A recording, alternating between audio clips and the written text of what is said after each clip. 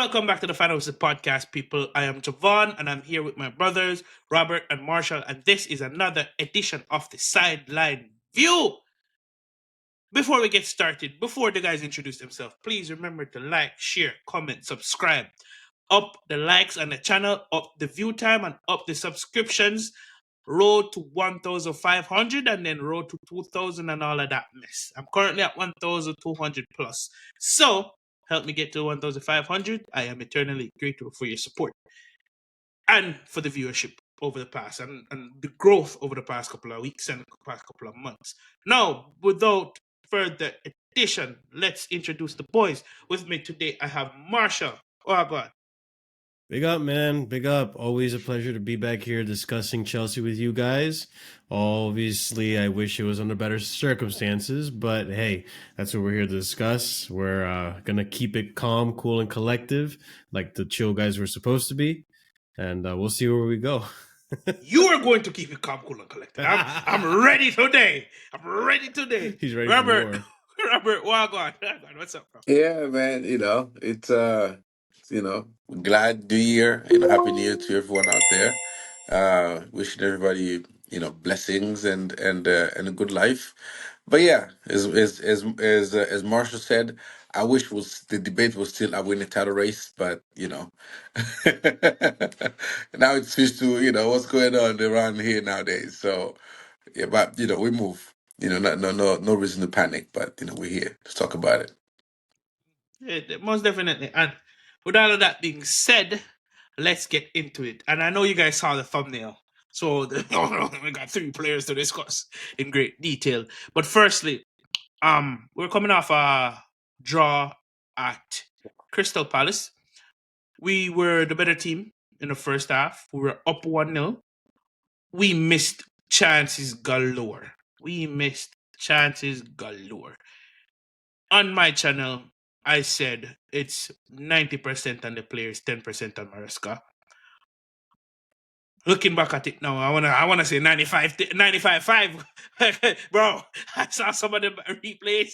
We made so much chances. Whether it's the wrong decision during build-up or the wrong decision in the final third. I honestly, it was jarring. We also have some other news to cover as we go along. The Mark Gahey and the Trevor Chalobah loan recall and what the boys will do to kind of adjust this little rut. But let me start with Marshall. Let me start calm and casual before we go to Robert, who's going to say something to make one of our head explode. Marshall, what do you think? What do you think's going on? Talk to me. Oh man, there's so many theories out there. There's so many ideas, and I'm the type of person that I like to collect multiple points of views, and then I try to flesh out my own based on information. And I think there's a few reasonable things to put out there. And in terms of what's going on currently with the team, obviously 2 out of a possible 12 points in the last 4 matches. 2 draws, 2 defeats, winless in 4. I don't want to keep saying the same thing in different ways because it's going to upset Javon. But, bro. But in terms of what I think is happening, I think the very short and concise way of saying it is that we're just going through a rough patch. We're going through a rough patch. Players are injured. And this is, where the inexperience kicks in. I think players now need to step up, need to learn how to get out of this rut, and eventually we'll be okay. But, there is a little bit of trouble going on in the background in terms of some players maybe being upset, unsettling the dressing room a little bit due to playtime, due to lack of minutes in the side. So there's a few factors that could be playing a part, but as far as I'm aware, what I think is the main issue has been we're missing key players, and I think it's a rough patch that any team goes through, and we're just gonna have to learn from it from this inexperienced side and pick up our heads and get out of it.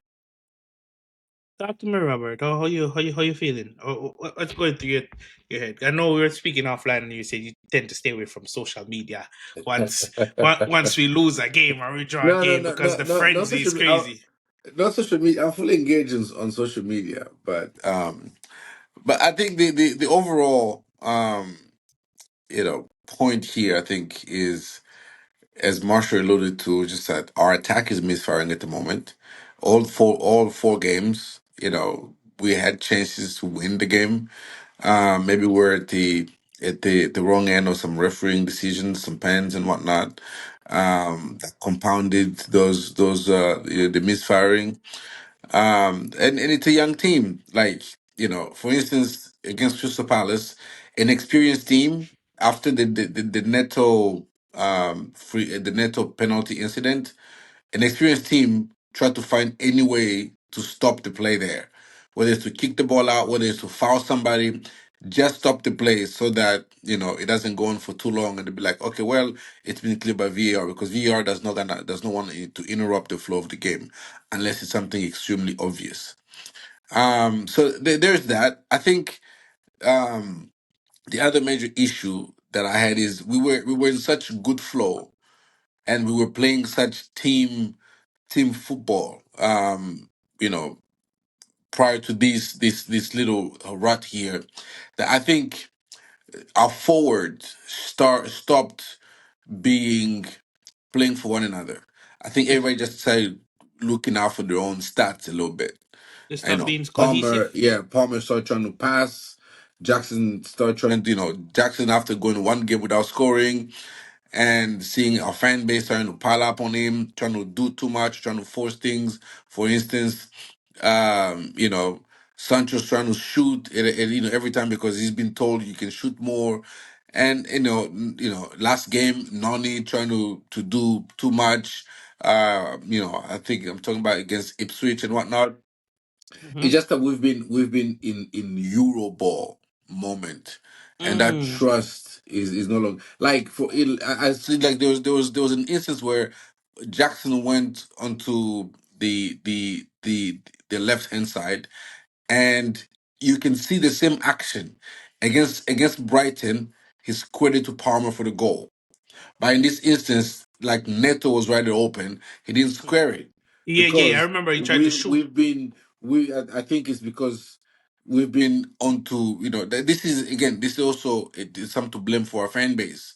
Like, after a player goes to have a one or two bad games, we get onto them. Oh, we need a better striker. We need somebody better than Noni and Neto. Or we need somebody to come and compete for Sancho. We need Moresca need to take Palmer out. All these players see all of this on social media, that will pile on to them. And so Jackson, in that instance, say, well, if I score here, I take pressure off myself. I know Neto is open, and Neto is the better pass because he's wide open, and he got to tap in. But I need to score here so I can alleviate the pressure off of myself. And I think that has kind of contributed to the fact that we're not firing, because everybody's just trying to be, on their own. Like, Felix come on trying to prove, and Kungu comes on, waiting to score so he can prove that he's better. Noni comes on trying to prove this and that. And I just think, you know, all of that has led to our attack misfiring a little bit, because players are not playing for each other as they did at the beginning, or when in the first 3 or 4 months of the season. And we just need to get back at on we just need to get back to that. And if we get back to that and trusting one another, and people making right decisions, because that's what it was. We were making right decisions at the beginning of the season, and now people trying to do too much, and they're young, and they overthink, and they got the pressure of the fan base on them, and they see everything on Twitter and whatever, and they're just trying to do too much. And I just think that's what it is. And our attack has been firing. Our defense has always been our defense. We're gonna concede two. But against Brighton, we score four. We concede three against Spurs, we score four. Sorry, we score four. We conceded two against Wolves, we score six. So our defense is always gonna be our defense. Somebody Mhm. looking at it as, oh, we conceded one against Crystal Palace. Yeah. If you ever go into Chelsea game predicting a clean sheet, that's your problem. And so our strength is our attack. The only way we win games is if our attack is gonna outscore the opponent. And so far, the last four games, we haven't been. And Yeah. that's just it, I think. Yeah. There's some good points there, and there's some things that I kind of would rebuttal with. But another point that I take away from what you said, because it's glaringly obvious to see over the course of the season to see in games, we have two major issues in the squad. Now that I'm looking at it, and it could be both player and manager. I'll let the comment section decide, and I'll let whoever is viewing this decide. But there's two issues that we cannot get away from. One, we cannot see a game out, and two, we have no defensive stability whatsoever. And it goes hand in hand if you guys really think about it and how football works. Because can we all agree that at some point in the season we didn't expect to just go guns blazing for every single game? At some point in the season, whether it's the cohesivity that Robert is talking about, or whether the players are just off form, didn't we expect us to not have high scoring games for at least a couple of games throughout the season, right? But when things like that happen, you normally rely on defensive stability or your midfield or game management to see a game out. And those are the two key missing components as to why we're not title challengers, in my opinion. Because we were up against Fulham, we were up against the Crystal Palace. If we have that defensive stability and we could see a game out, that's 6 points right there. And then maybe if we have defensive stability, we don't lose the Ipswich game. And that's another minimum 7, and that's another point right there. So I'm listening to what Robert said, and I'm listening to what you said, Marshall. And when I'm piecing it all together and trying to really look at what's wrong with the squad, I think what's wrong with the squad is because we cannot see games out and we don't have defensive stability. Because scoring goals is not a problem. And when you're so defensively susceptible, it has a knock-on effect with the attackers. Because then you're saying you have to be on point every single game, which I want my attackers to be on point every single game. But with a young team, don't you think it's going to add an extra pressure? Because if you know your Cole Palmer up front, your Jackson up front, your Neto up front, your Sancho up front, you know if you don't create something and put it away multiple times, not just 1, 2, or 3 times, you know there's a high chance of you losing the game. Versus if you know you have 2 tanks at the back and a solid keeper and a wall in goal, you have that bit of leeway to say, you know what, let me do what I can and be more cohesive. Because what I'm thinking about now, it still goes into what Robert says. Okay, I laid off the pass last time, he missed. Let me shoot now because we need to get a goal. People start getting erratic. People start rushing when you don't have that defensive solidity at the back. So that's just me. What do you think of that, Marshall? I mean, I agree with a lot of the sentiment, and I'm glad you pointed out that the being able to see out the 1-0 matches, right? Like that right there is a trait that you see from title winning sides versus teams that are competing for top 4, right? Absolutely. You know, Liverpool multiple times this season have done that. They've stood out and made a 1-0 work in their favor. We have done it. You know, against Bournemouth, we were able to stand tall and, defend and keep a clean sheet, and then we win by 1 goal. Like, that is what's needed consistently throughout the season to be able to get those scrappy matches, because you're not every single match is going to be free-flowing, beautiful football. Sometimes you got to win it ugly. And this team, like Robert alluded to, right, it's like we knew we were going to concede a goal. Like, we knew that was going to happen because we don't have that solidity, especially with Fofana out. We definitely don't have that. And this goes in tandem with what Robert said as well. And I'm glad that the three of us see it this way. And there's multiple heads out there that see it this way as well. Football isn't black and white. You see a lot of the fans after that match react in a sense like, oh, Jackson, you missed all these chances. Jackson. It's like, okay, I understand Jackson didn't have a good game, but at the same time, you got to understand that our defense isn't ready, and Palmer makes that mistake that he normally doesn't. If Palmer was focused and on and performing like Palmer usually does, he doesn't make that mistake, and we win that match 1-0. You know, and stuff like that. I'm sorry, Javon, go ahead. No, I was going to say, not only that, if we have defensive solidity, I would argue Robert Sanchez doesn't rush that pass.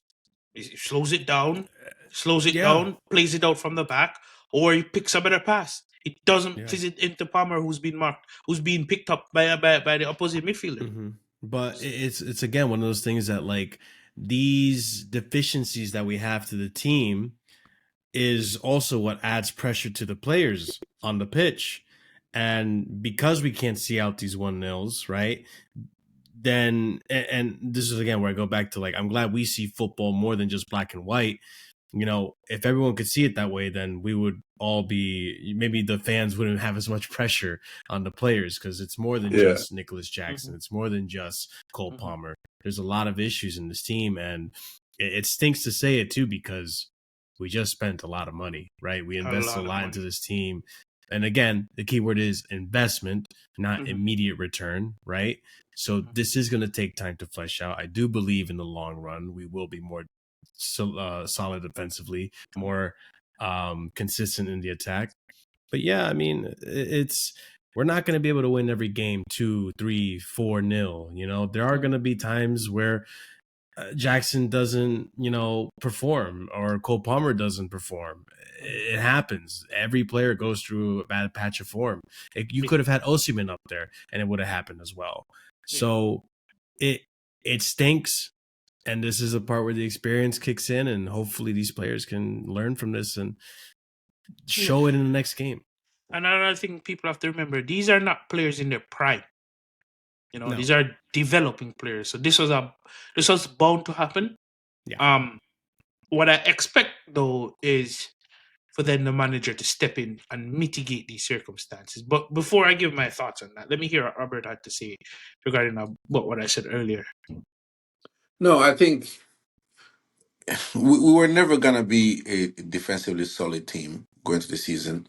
We just don't have the personnel. We don't have a Konate, we don't have Van Dijk, we don't have a Saliba, we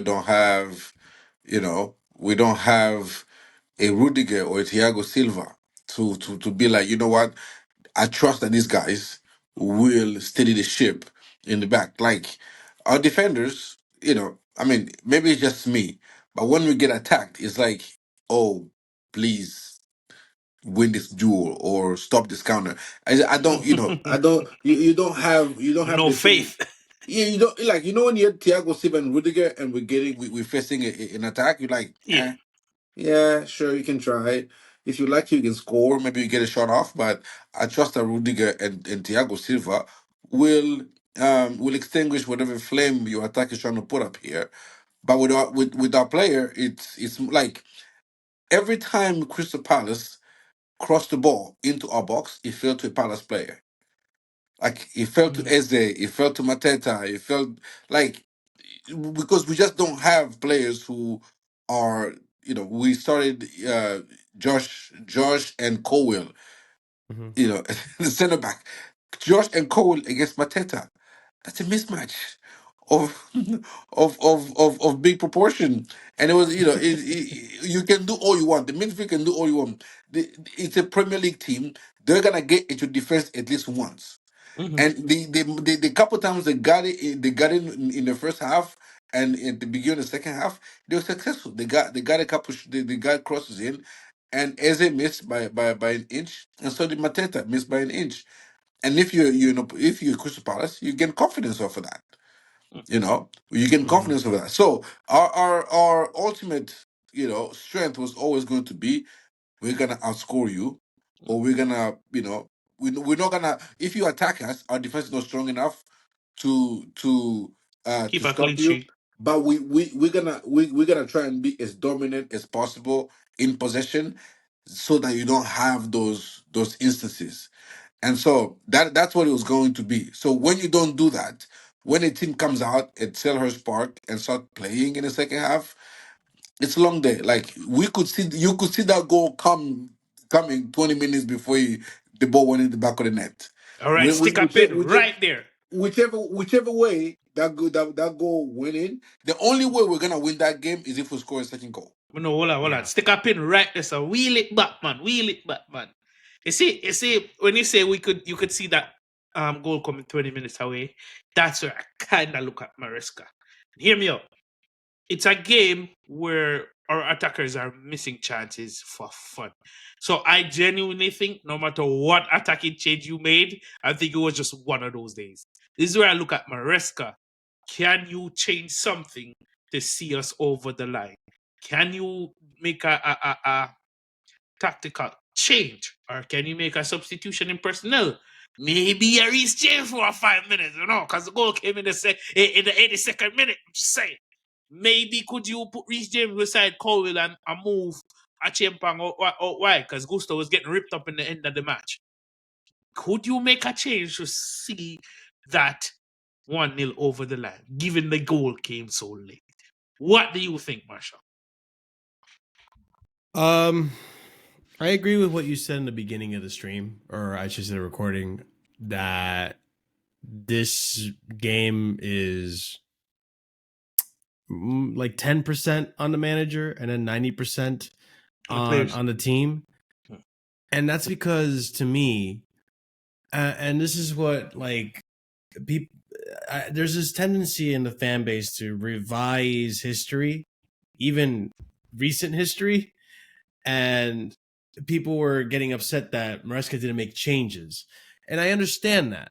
I personally, because of what Robert said, right? And what you alluded to as well, that we have to rely on our attack to win this games because we don't have that defense. Okay, you've seen Jackson miss chances after chance after chance. He missed 4 big chances, I believe, that game, right? Bring on Guiu, which Earlier. was something we were asking for, and he did, mind you. Bring 81st on Guiu, minute, though. Bring on Guiu around 65, 70 minutes to see if he can get you another goal, right? To shore up that attack. He's going to give you the pressing, and that's going to allow that's not going to let Crystal Palace to come out as comfortably, right? They're going to have to be careful where they pass. That pressure, that added pressure, maybe reduces how much they attack, right? The added press, yeah. Yeah. But when you see how the game played out, Guiu came on before we were losing. By a minute. Bro. By 2 minutes, right? By 2 minutes. The goal was, Guiu came on in the 81st, and the goal was in the 82nd minute. Yeah. So it's like, okay, well, we were winning the game with the tactics we had on the pitch. And to an extent, like, I understand why Maresca wanted to see it out with that, because if you make too many changes, maybe there's a little bit of you disrupt the flow of the match, you disrupt the tactics. Like, it can disturb the plan. So for me, and you also look at the bench, who do you bring on that's going to solidify that game for you? Because Reece, let's be honest, I don't think he's actually fit. But if he was fit, he would have played. But but that's what I'm saying. Why is he on the bench? It's 2 games he's been on the bench. I don't know. What I'm saying he's is on the bench. But why isn't Vega coming on? Bro, that's the only one that I could see potentially doing something. I'm saying Reece because I'm not asking you to put Reece in a flying fullback position. I'm asking you to put him beside Levi Colwell, who would be Colwell's elder. You're telling me you can't marshal that back line? But you're telling me as a club captain you can marshal that back line? And remember, Gusto was getting ripped up in the latter stages of the game. He got ripped up before the goal. Again, I understand that, but at the same time, Josh was there to shore up any issues, and he did a really good job of doing it. Josh is not experienced. You cannot substitute your youth for experience. That's what I'm saying. So, Josh, here's what you do. Go out wide and stay back with me. Colwell, stay back with me. Let's calm this game down. It's 10 minutes. We can see out this game for 10 minutes. The way I saw this match, if Reece were to come on, he would only get 5 minutes. And that was not enough time for him to make a difference. That's why I'm saying what I'm saying, where, like, I don't think Reece would have made a difference because I don't think there's enough minutes in his legs to come on and make that difference. Mm-hmm. So I also, like, I can't be too critical of Maresca because, okay, is Vega the one that's going to, like, come in for Enzo and solidify in the DM position? Because Enzo was probably tired. Maybe, but we've seen Vega, funnily enough, Bournemouth game, the first leg, where he was getting ripped up in that first half. What happens if that happens? But so there's we're not asking. But I think people are looking at this a bit deeper than what I'm saying. I'm not asking these people to come in for 45 minutes. I'm not asking you to make subs at the 55-minute mark. What I'm saying is, you see it's going horribly wrong against your team. You see Crystal Palace on the rise. Do something to cool that temperature down. Man, you know one of the managers that would have done it? Jose Mourinho. Jose And, Mourinho is and one manager. that's exactly the point I was gonna make. You are not dealing with Jose Mourinho. You are dealing with Enzo Maresca. We cannot load him for everything he did in the first half, of the season, and then come a couple games blip. Like, you know what? You know all the things you did well that we praise you for. Actually, change you. We want you to be more like Jose Mourinho or like Antonio But that's the Conte thing. In the or like first half of the season, he was doing things like this. My no, issue is that but he no. He stopped. wasn't. He wasn't bringing on defenders to show up games. I'm not We talking were about winning bringing on games. defenders. I'm talking about making that change to see the game out. That's what I'm talking. Yes, because What I said was an example. It doesn't have Yeah. to do it word for word, operation for operation. I'm just saying, make a change to try and see the game out. That's all because I'm Let me asking. ask you, in the beginning of Robert, before you go, real quick, like Javon, let me ask you, what changes would you have made? I gave one example. Or if you look at the bench and you see that there's nothing that you can do defensively or to show up in the midfield, then make an attacking sub and hope someone who comes on can And that's and I agree with you because that's can my convert only. a second goal. Because Robert, I think you agree with me. The only criticism I have for him is that maybe he brings on Giyu sooner to see if we can score more goals and pad out the result. I don't know if Robert agrees. I'll give him but the floor. this is the thing that we assume Gil will get in the exact same position that Jackson was getting into. Like Gil does not possess the hold that play and the ball carrying that was allowing Jackson to get into those positions. Therefore, you cannot assume that the chances that Jackson was getting, Gil was gonna manufacture those chances by himself. Because they just have different skill set.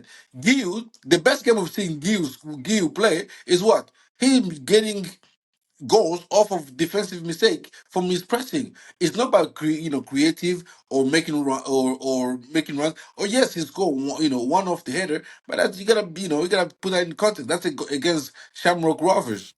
You know what I'm saying? And so we forgetting that a couple games ago in the Conference League, Gil missed a wide open net.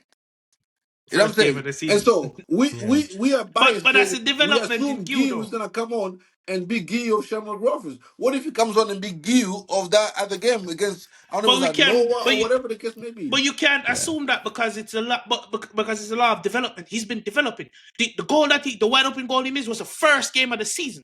We've Mm-hmm. seen how he progressed over the course. And this is not me defending Mark Yu. I'm just saying that logic is flawed.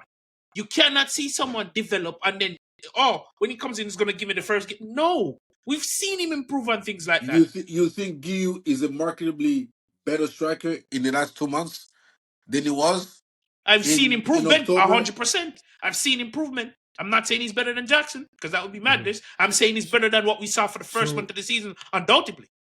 Javon, Is For improved the that first, much that you trust him against Crystal Palace to go and score chances that Jackson did not score? he's improved that much where I think he's better in that number 9 position than in Kuku is to come on and to try and I agree change with that. something. And I that agree with that. you cannot deny that. If No, Nkunku, no, no, if yeah, you were the same one that said, Nkunku can give you much more. Nkunku is not even giving you basic level. You're telling me Gil is not better than Nkunku to come on. no, he's a better presser. He's a better off the ball. But if you're in the box and a chance fell in the box, who would you rather that chance fell to? Nkunku or Mark Gill? Not this version of True. Nkunku. Not this, and you know it to be true. Not this version of Nkunku. No, Not the one that's checked out. this version of Nkunku does not give you much off the ball, but Mm-hmm. he'll still convert that. I still trust him to convert the chance in the box way more than Gill. Mm-hmm. But But that I go probably back again, like Javon. I go back again because, like, I know we're talking about the substitutions and the difference you could have made. You're seeing what's happening on the pitch and how you see out the game. I have the bench in front of me. You had Madueke, Giyu, Disasi, Adarabayo, Jurgensen, Felix Nkunku, James, Vega. Now, I could make the argument that maybe you bring on a Renato Vega to helps you control the midfield, or you have Vega come in the left, you have Cucurella maybe correct. play as an LCB, and then Yeah. Colwell, like something like that. It's very experimental. I don't know if it would work to see out the game, but To be honest, bro, you could Go even ahead. bring on both Reece James and Tosin. I know But Tosin didn't again, have the like best game, but Tosin it's maybe, still yeah, experience in the back line for 10 yeah, minutes. Tosin maybe. Because think about it, we're not asking you to play the entire game. out wide, yeah. Think about it, fresh legs and experience in the back line. You tell me you can't sit again for 10 minutes. Yeah, no, Again, I see Maresca, that point. though. Yeah, That's not I see that Maresca. point. But like, But Robert, you saying that's not Maresca is feeding into similar things that's what happened with Tottenham and Ange Postecoglou. Oh, that's not Ange. Ange will never do that. I want the flexibility in tactical wise, where it may be against your nature, but guess what? 3-point isn't against anyone's nature. I'm going to change this for 10 minutes to bring home the 3 points. But this is not an instance where, in Postecoglou's case, is that his system has been found out to be flawed for the Premier League. His system has been. Moresca's system is not. The only thing about us that because we can, the reason why we can't show up the back line is just because we don't have the personnel that are competent and adequate enough to defend properly. I don't think it's a structural problem. It's a personnel problem. Most of our goals are off of individual mistakes, whether it's a goalkeeper or a centre back or Cole Palmer losing the ball. It is individual mistake. It's not a structural problem. If it was a structural problem, I would hear you. But it is individuals that make mistakes that lead to goals. And so you cannot ask Moresca to change his entire system because individuals are making mistakes. Now, you can go and get better individuals to shore up that system, but it is a system that players are still trying to perfect. And you cannot change it in the middle of players still trying to learn it. Okay, I get it, but I'm not... Just one thing I want to add to what Robert's saying, right? We're talking about the system. And as far as I'm aware, we have to give Maresca a lot of credit for how quickly he has adapted this system into the players and how they are actually, reacting to it.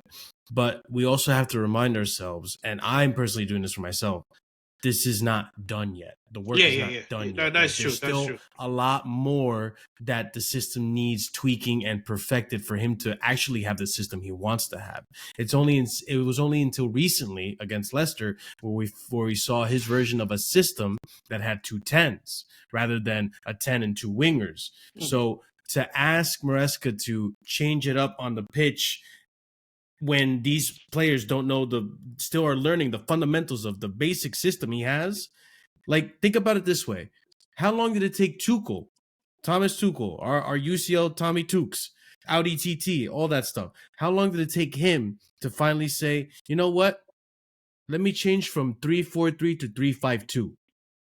It took a long time. It took a really long time for him to do that. Okay, so for Maresca, I'm saying, like, so why are we even having this discourse then if that's the case? Why are we even talking about the loss? If you're telling me, if your defense to what I'm saying is, you can't switch the system, not even for 5 minutes, just to see a win. If you're saying to me that you cannot switch the system, or make a tactical change just to see a win, then we should, whenever we lose, and we can see that it wasn't a system thing, we should just say, we cannot go inside players. We should stay in the shit. We want. No. Let me finish. Let me land. All right. Before this goes over anyone's head, what I'm saying is, you can have a fundamental system. You can have your system that you're still trying to improve, but you still have to win games. You still have to address what's directly in front of you. I'm not asking Maresca to throw away his system. I love the system. It's not hard to learn, but yet still it's not easy to understand, especially when making changes going forward. And that's just us watching. So I can only imagine the players. But you're telling me it's unacceptable for any manager to be 1-0 up in the 81st minute. See that your team is under the cusp. See that your team is missing chances for fun. You have fit players on the bench. You are supposed to be tactically good. And for you to not make any changes, and you saw that this was coming, it'd be a different if the goal was against the grain of play. Cool, fair enough, Crystal Palace, move. But because it's been 20, 30 minutes, we could see that something needed to be changed. You cannot tell me to accept that, because that is a wrong mentality. Javon, it is okay. Were we playing badly? No. Before that goal, which player was playing badly? Could argue Gusto. Gusto wasn't having the best of games in the Yeah, second half. on the ball he wasn't. Off the ball he was quite excellent. Okay, Excellent is a so stretch. if no, like I don't, you know, we've played football in different kind of. I've coached football. There's times where you're Same. coaching and you see that your team is playing very well, and we're creating chances we are missing. The thing is, if I make a change and I bring a different player, it might upset the dynamic that we already see going on here. That is That's the what I'm getting worry. at before. Now, Yeah. now you saw we were up 1-0 against Fulham when he took Jackson off. We were up 1-0 against Crystal Palace when he took Jackson off. Now everybody keeps saying sub Jackson, sub Jackson. Every time it's sub Jackson, we lose the game. Like, But is anybody comparing all right, that? That cool. every time Jackson gets subbed off, we lose the game. Jackson leaves the pitch with us in the lead. As soon as he leaves, we lose. Whether we bring on Bro. Nkunku, whether we bring on Mark Giu. All right. So how do you explain to people that watch the game that we are losing before Jackson comes off? And I'm not talking not necessarily scoreline, but in battles, in pressing, in possession. It not because someone. That's like me saying, you know what? You know what? I know someone's coming to shoot up my house. Let me leave a minute before they come. I knew they were coming either way. You can see these things about to happen. Maresca, for the last couple of games, has been reactive instead of proactive. I'm not leaving. I'm not moving. No one's gonna change my mind from this point. You can say, oh, don't switch your system. I'm not asking you to switch your system. I'm asking you to make a tactical adjustment to bring up the 3 points. Because you know what? When you start allowing these things, that's how you go from being second comfortably in top 4 to now in top 4 by a thread. That's the difference. And if this continues, the slip is going to continue. I bet you when, because I'm a firm believer in Mariska, I bet you when he turns all of these things around, everything I'm saying is coming to fruition. You know what I think deeply. People are not deeping, but people are gonna laugh at me when I say this. I think people are. I think we are not realizing how big of a loss Mudrik is. Then we realized. No. You're gonna laugh. Okay. Say what? When he brought. Hold on. From the breakdown with Dan and him fuckery to Robert and him. I can't escape this. I think I'm having a timer. I'm serious. You think I'm joking? I'm serious. Because I know you're Moresca does not. serious. Dan did No, the same because shit. there isn't you calling him. He was making his subs before, right? When we had Sancho and Mudrik on this on the left, Neto and Noni on the right, and he was making the subs just fine. All of a sudden, when Mudrik is no longer available, then it's either Sancho's playing too much, and even when he's tired, and if he brings off Sancho, even if he rests Sancho, it's Joao Felix that's playing on that side, and we get cooked by Ipswich. And if it's like last game, he brought off Sancho, who did he put on that side? Noni. When is Noni ever a left winger?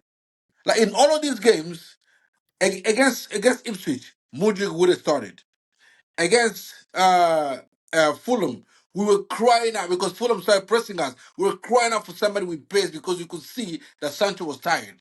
Now imagine you bring on Mudrik's legs against that Fulham. Guess what happens? Automatically, Fulham has to respect Mudrik's pace.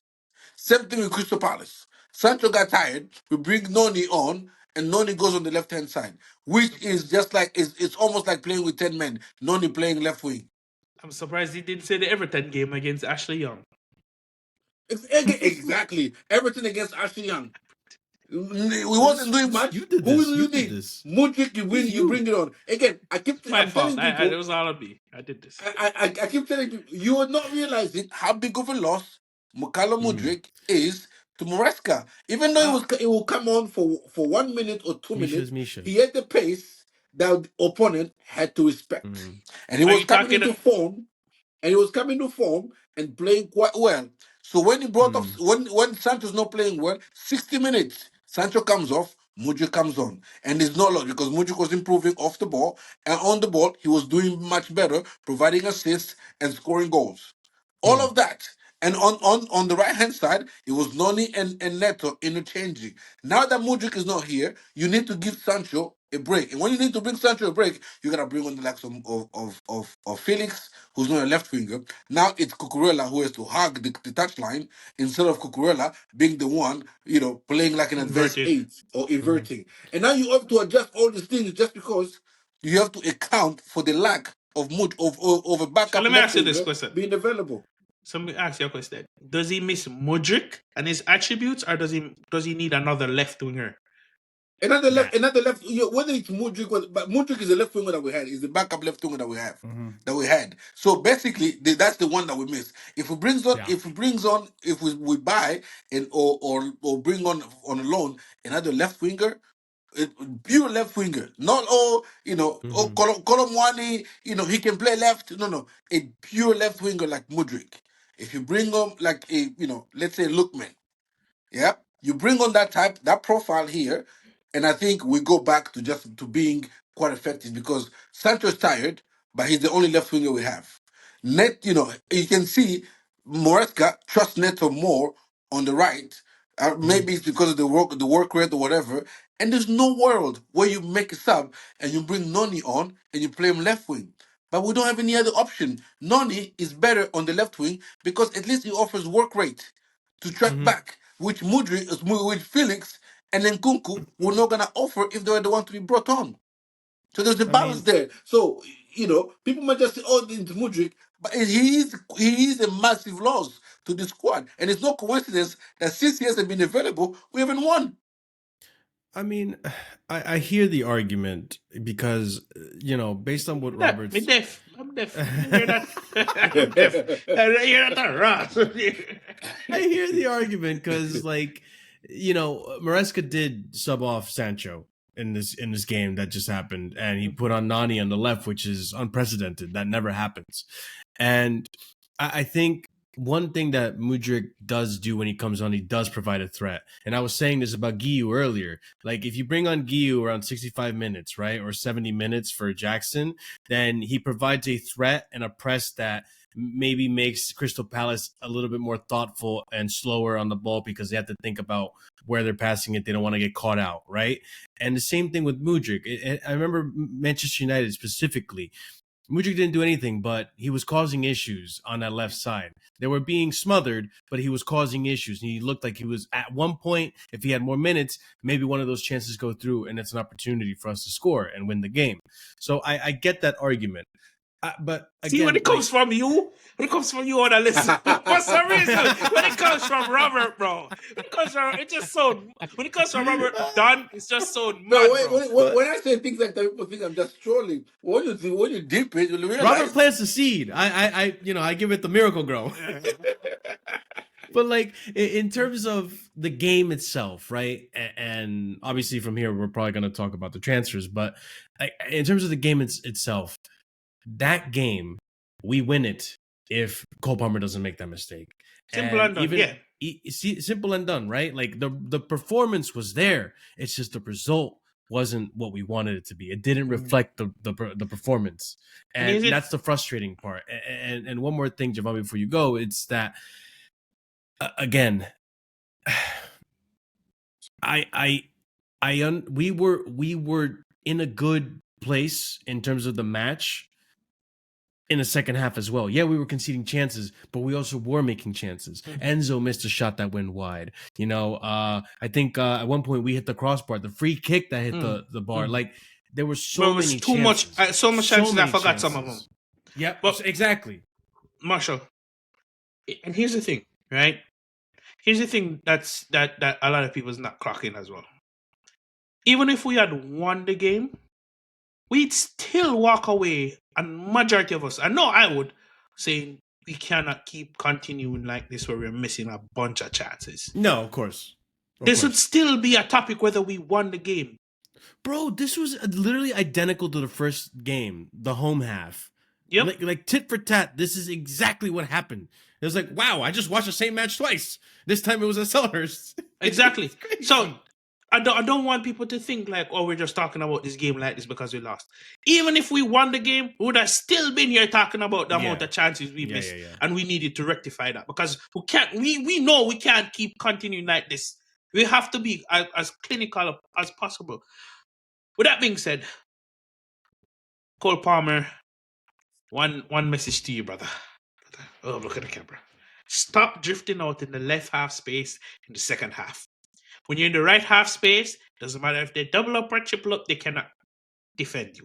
Stop drifting over in the left half space because that is the number one contributor to us, to our drop off in performances lately. Every time there's a drop off in performances in the second half, you're in the left half space. Please, bad man, stay up on the right and pick up the man of the match award. Plus, I gotta say, boys, I'm loving the synergy between Kukurea, Enzo, and Sancho. Robert, how does it feel to be right about Enzo Fernandez? When we said it, they called us crazy, brother. They called us crazy. Oh man, I mean, I've rested that. I've when I said he was our most important player, people acting like I was talking rubbish because he was not in good form. But you can just tell the difference between when he plays and when he doesn't play. We're just a completely different team when Enzo plays, and you can see whichever winger he's struggling, that's the side that Enzo goes to. Like if it's Noni that has a stronger defender, Enzo goes there and helps him out. If it's Sancho on this other side, that's where Enzo's gonna play at. And so it's such a good dynamic, and it's such a good, like, people might say, oh, he doesn't have pace or whatever, but he has this stamina, bro. Even what game was it against Ipswich?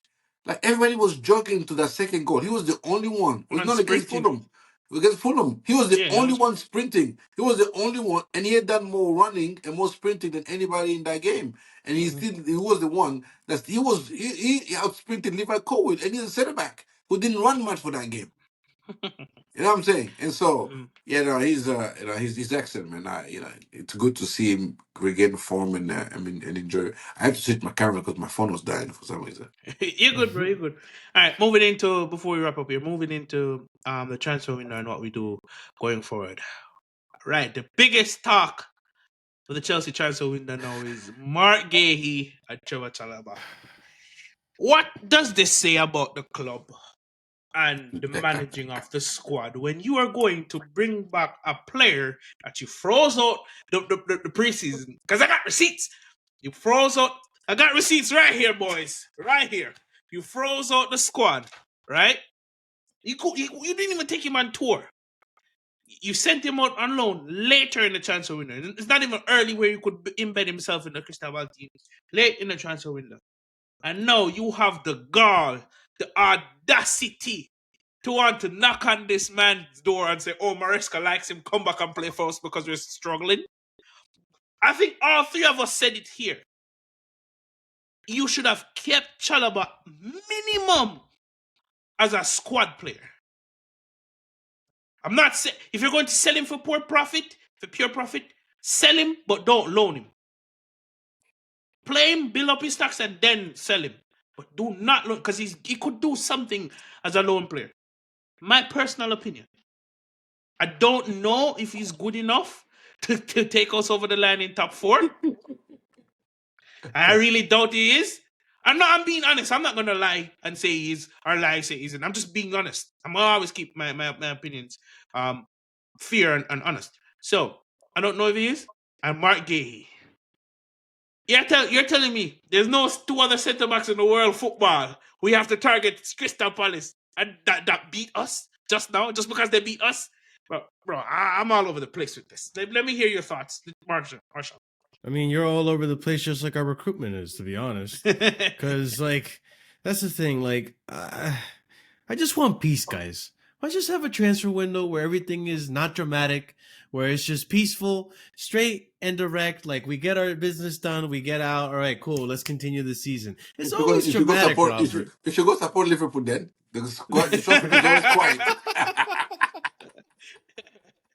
Oh man, it's such a headache, and especially being a content creator where you cover the news, it's just like, what is going on with our recruitment, man? Why can't we plan anything properly? Now you're hearing the Sassy's gonna get sold, Cassidy, who was really highly touted, now he's gonna get sold. Like, what's the plan? What's the plan? Like, I thought I knew the plan, and I didn't know the plan. This is like a crazy, like, version of Fight Club where there's like the plot twist and there's another, and like, what's the plot? I don't know what's happening.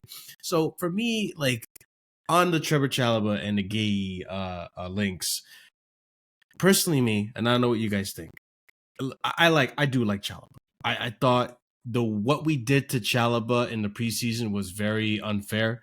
It's not like Gallagher. Like, Gallagher had a year left on his contract. We needed him to sign and make the move.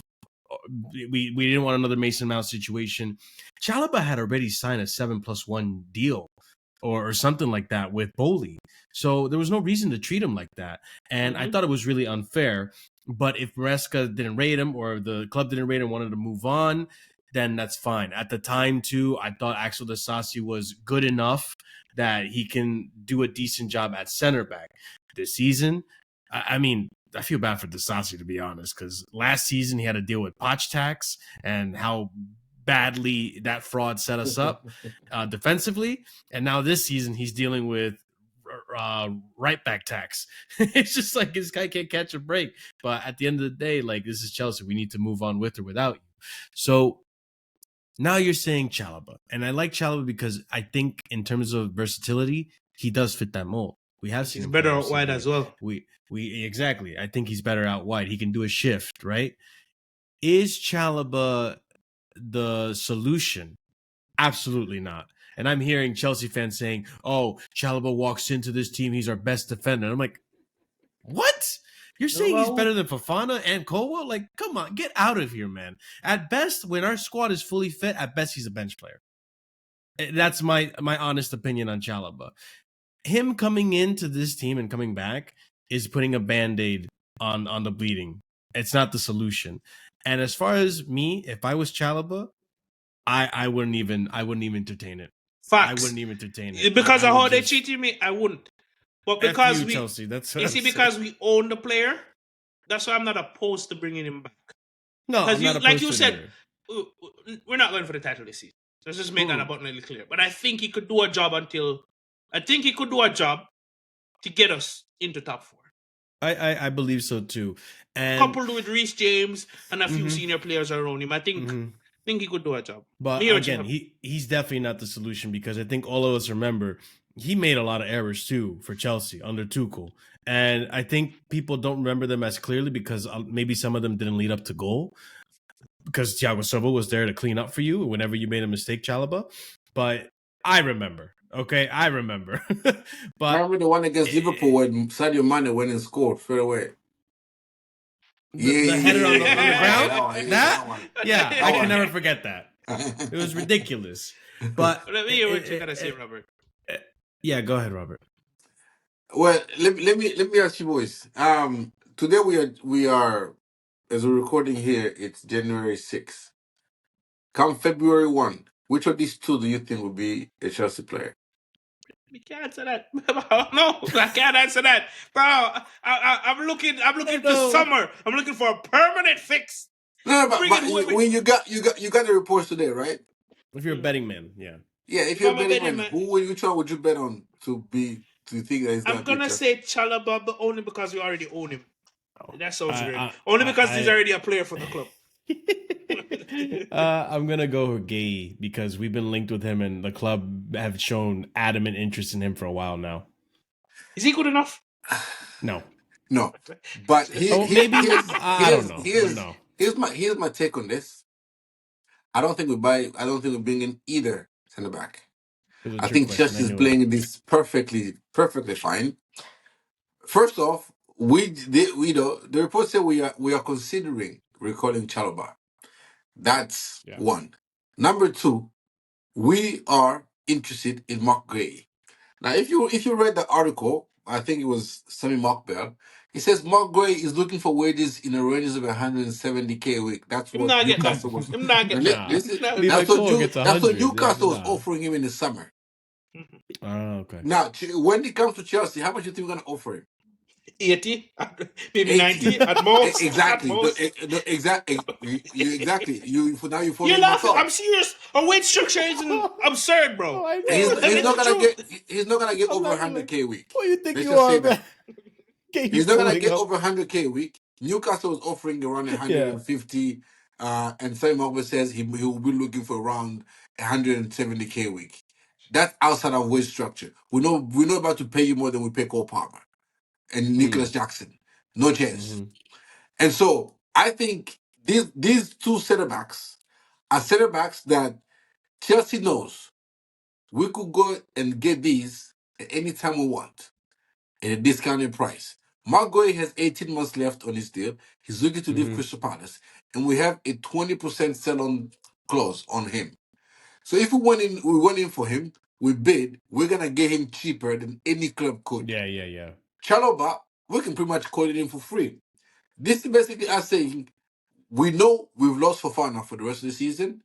We're gonna bring in a centre back, but we are not desperate bringing a centre back because we can recall Trevor Chalobah if we really want to, or if we need to buy a new centre back, we can buy Mark Guay at a 20% discount than anybody else can. So we are not really desperate. So when we come for a Murillo or a somebody else, don't think we are desperate because Diamonde. when we're desperate, then people can be like, you know what? This player is worth 50 million because you're desperate. Now we're quoting you 70. And I think Chelsea is putting it out because Chelsea briefed everybody around the same time, saying we're considering recalling Trevor Chalobah, and then saying we are interested in buying Mark Gray, who is looking for wages of around 170K a week. There's no way we're gonna buy Mark Gray. Crystal Palace rejected £70 million bid for him last summer. Now, if you think now it's been 6 months, there's no way they're gonna consider anything less than 60 now. And we're not about to pay £50 million for Mark Gray, which include our 20% discount, and then pay him 170K a week. He does not fit into our model. It does not fit into our transfer strategy. Now, people that just sees that and just goes, "Oh my God, look, we need to see Mark Gray. He's not good enough." Obviously, but I think Chelsea is using those two players specifically because they are players that, one, we can get one for free. Two, we can buy one at a discount. One who actually wants to leave the club he's playing for and is in the England international. We can get him at a 20% discount than anybody else. So when we come at Bournemouth, if you want to be we're interested in one of the centre back, or Olsen, or Forest, if we're interested in one of the centre back, or anybody else, Lukovic. yes, anybody else. Chelsea does not come with a desperate hand because we Can you imagine know. if we go to sorry to cut you, can you imagine if we go to Nottingham Forest and pull their best centre back or their third position? Bro, happy. Yeah, so that's what I think pretty much Chelsea is doing. It's just briefing the media to kind of put it out on the because like if you recall a couple of days ago, we got a bunch of briefs saying Chelsea is not looking to add much in the January transfer window. Chelsea is not looking to sell much. We are perfectly fine with our squad. Now, fast forward 2 days later, all of a sudden everybody's thinking Chelsea gonna be busy this transfer window. Like when we say we're fine with our squad, again, Chelsea does not like. We need to understand that we want to control the transfer market. We don't want the transfer market to control us. And so everything we're gonna put out there is that we're not desperate to buy, we're not desperate to sell. We're selling Kunku if he has to leave. Mm-hmm. We'll sell Disasi if somebody gives us a bid that's satisfactory to us. We will Mm-hmm. sell Carney if somebody paid the £40 million with this clause. We're gonna sell Cassidy, but we're gonna sell him at the £15 million we bought him for. Like we are not we are dictating the market that we want to operate in rather than market dictating how we operate Mm-hmm. and how much we spend. That's all Chelsea's doing. People going all hayward thinking we're gonna actually buy Mark Gray or Trevor Chalobah, record Trevor Chalobah. I think that's foolishness. I don't see any of it happening. I don't expect any of it to happen. And on February 1st, I believe if we buy a centre back, it won't be either Trev or it won't be Guehi. It'll be somebody else. Or Mm-hmm. if we don't buy anybody, it won't be If we don't buy anybody, we just move along. But I don't think either Trev or Mark Gray come on Well, at what does Chelsea that Football say Club. for the state of the squad where we have Levi Colwill, Benoit Badiashile, Axel Disasi, Mm. Tosin because I can't say his first name, and Wills. That's what, 4 centre backs, and Fofana. We have 5 centre backs, and we can put our hand on heart and say this centre back is the best centre back at the club. We can all find faults in each one of them.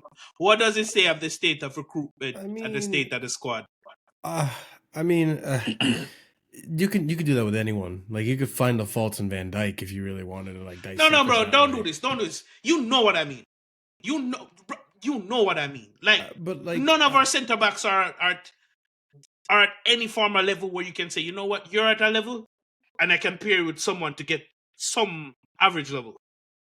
They're all subpar in my opinion, until proven uh, otherwise. I mean, Robert might not like this, but I truly believe that this team is an investment, and that as a result of an investment, the owners are not going to be reactionary, and they're going to bide their time in terms of waiting for these center backs to actually develop and be good. And I think Levi Colwill is one of those center backs that, give it time, he will be. I mean, to be fair, he's been our most consistent center back this season, and he's been our best center back this season. Yeah, you could make the argument that he made an error for the goal last game, but honestly, I don't see. I don't understand this recent agenda against Colwell that's been popping up. I personally, I think Robert, you got to let go of what Levi Colwell said summers ago about wanting considerate minutes and all that stuff. I think at the end of the day, the performances on the pitch, he's been our most solid defender, and That doesn't mean he's not subpar, bro. I'm talking about now. We right now don't he's have not us. subpar. But next summer, or that's what I mean. Like they're playing the long game. I think Levi Cowell has just been the most consistent just because he's been the one that's been picked, not because of his performances. To be honest, the amount of offside, the amount of player he's played onside each game, the amount of times he comes on, the way he comes to block to block a shot, he makes himself smaller rather than make himself bigger. Again, I, to Javon's point, all our center back, our recruitment found themselves in kind of a pickle whereby we couldn't really invest in a center back without knowing exactly what we had in Fofana returning from an Mm-hmm, injury, mm-hmm. and Yeah, we had to give, that's a like big last factor. season. Cole played left back, so we had to see what we had in Cole playing as a center At back seven, yeah, yep. before. And so now that we can see that none of them are competent to say, okay, they're elite center back or have elite potential to take us to where we want to go, then now you can invest in a center back. If you sell Fafana and Desasi and whoever you want to sell, or Levi Cowell or whatever. But I think we had to find out who we had, and how they looked before we went out there and said, let's buy. Remember, we were never going to buy Disasi if Fofana and Trevor Chalobah were healthy. The Yeah, yeah, only yeah, reason yeah. we bought Disasi is because People like to Fofana got forget that. injured, and then Chalobah got injured. We're going to a season with Levi Cowell and Thiago Silva, and I believe and Badia Shield as three center back. Mm-hmm. And Poch was gonna play, Levi left back anyways. Call left back, Yeah, so we left had to back. we had to bring in Badia Shield just so he can be a fourth center back, because we need the fourth center back Axel considering the amount Disasi. of injury. Yeah, the amount of injury we had. So if we were saying no, we had to get a center back in. If we didn't get a center back in, people were gonna say that's gross negligence from from the recruiters. It was let in the window. There was nobody we were gonna get at that time. Who the only person that we could get was Disasi, and he was available, and we were looking for a center back who's durable. And Disasi, he's the most durable center back that we have. Like, say what you want Unfortunately. about Disasi, he's always available. He's never hurt. Mm-hmm. He's never injured. If as a matter of fact, last season he played half of the season with an injury, He had to get an operation on in the summer. So he's always available. He is always the one that's been asked to play right back, right center back, center back, and left center back. The only position he hasn't played in our back line is left back. And we've played. God, please don't let it come to that point. No, I'm no, no. But praying. that's what I'm saying. Exactly. We've kept 4 clean sheets this season. Disasi has been a starter in 2 of the 4 clean sheets we've kept. All right, we're not do this now. We're not do this. Listen, thank you for it's just facts. joining me and the No, boys. but all I'm saying is people don't appreciate what he does. His versatility, his ability to just cover any position that the manager asks him to play, and the fact that whether you rate him or whether you don't rate him, just appreciate that he's a good squad player. He comes and does the best that he can. Obviously, a right back, he's never gonna be good at right back. He was never good at Of right back. course. He will never be good at right back. So don't start expecting him to give you Rich James type of, performances or Gusto level a right back. He's not a right back. But appreciate do. that he comes on, he plays, he does his best. He's played 5 games in the Premier League. We've kept 2 clean sheets in them. The only centre back in the Prem this season to score from a corner is Disasi for us. He's got 2 goals and 2 assists this season for us at centre back Mm-hmm. or at right back. I mean, at least what we can do, whether you rate him or not, this, the fact that we don't appreciate that at least he's always available. At the very least, he's always available. Like everybody else, Fofana hurt, Rich James hurt, I hear Badiashile that hurt. point. I hear that point. You know what I mean? I do appreciate, this, Sassy. I do still think we can improve on that. I do still think Absolutely. Achimpong should be starting over him, especially based off of the last performance. Achimpong and Levi had a good performance. And if it wasn't for a mistake, again, we keep a clean sheet. And Levi is back there with Achimpong. I want to keep seeing this partnership until we find a better one. And see where it goes. And this is where I go back to the investment aspect of the center backs, Javon. Who's to say that, okay, we bring a center back now. Okay, now Fofana comes back. Now Badiashile comes back. How are they going to play? What the bloated squad issue becomes an issue again. Sell some of them. Sell this. I agree. We have Ansemino, so should be sold. Ansemino's another one that we recalled as well. I don't know how good he is. Dan's Exactly. been raving about him, but I don't know.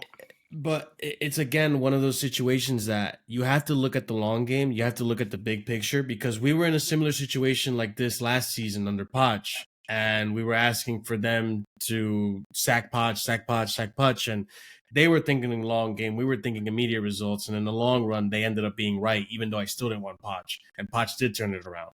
Like I don't like Poch, but you got to give credit where credit is due. He ended up actually turning it around, and they were right about not sacking him earlier after United. So I think the sporting directors, they have good intentions. I'm very annoyed with how chaotic their plans are going, but we'll see how this plays out. I think they're playing the long game, and if they don't get anyone, then you know what?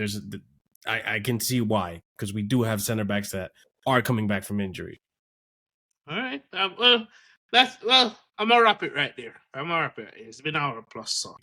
Javon's exhausted with all the stuff. Mudrik. Bro, man. Javon's like, I had enough of this. You like we didn't touch on Sanchez, Bro. Yeah. Bro. What? Thank you for joining me on the Fanosa podcast. It has been a pleasure. This was another episode of the Sideline View. With me today, we had Marshall from Casual FC. You can check him out at Casual FC on YouTube and on Twitter. And you have Robert. You can check out Robert on Twitter. Links will be in the description. I don't want them to say another word.